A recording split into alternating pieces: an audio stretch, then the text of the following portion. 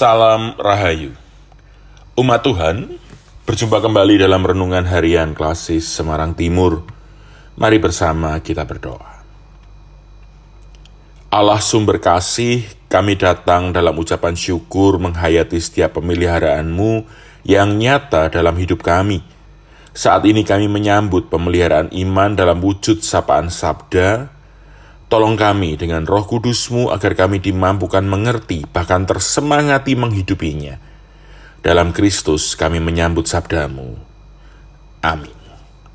Kitab Nabi Amos pasal 5 ayat 4. Amos 5 ayat 4 demikian, sebab beginilah firman Tuhan kepada kaum Israel, carilah aku, maka kamu akan hidup.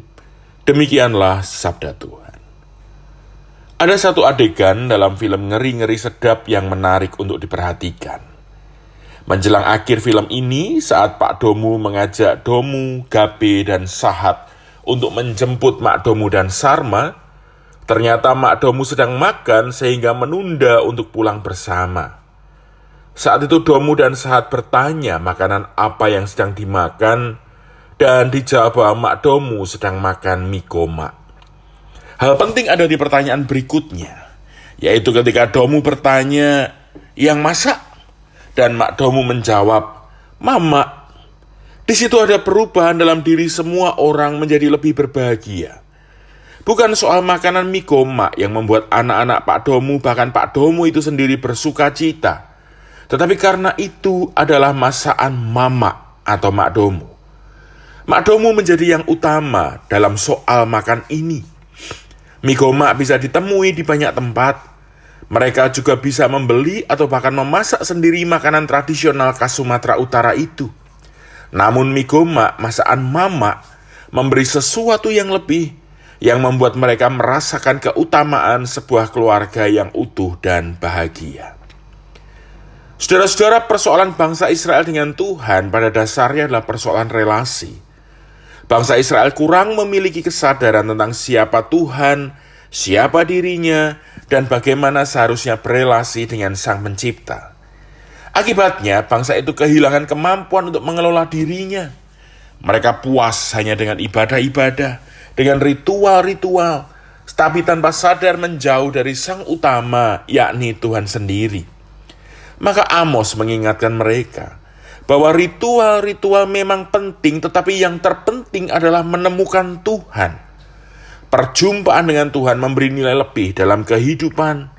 Dan ayat 5 menunjukkan bahwa tempat-tempat ibadah tidak selalu menjadi tempat berjumpa dengan Tuhan jika tidak dilandasi keinginan dan usaha untuk berjumpa dengan Tuhan dengan segenap hati dan hidup mereka.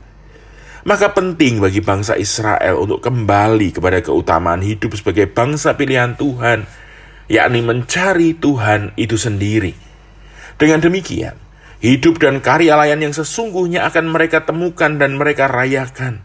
Bukan sekedar hidup dalam rutinitas iman, tetapi sungguh-sungguh menghayatinya sebagai buah perjumpaan dengan Tuhan.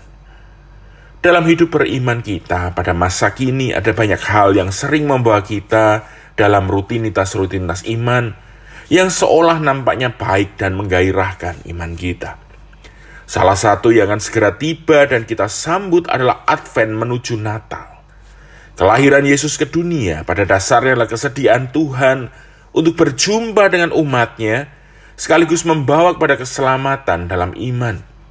Maka bagian ayat kita hari ini merupakan sebuah nubuat sekaligus ajaan untuk menghayati kehadiran Yesus sebagai keterbukaan Tuhan untuk kita cari, kita temukan, dan kita jumpai.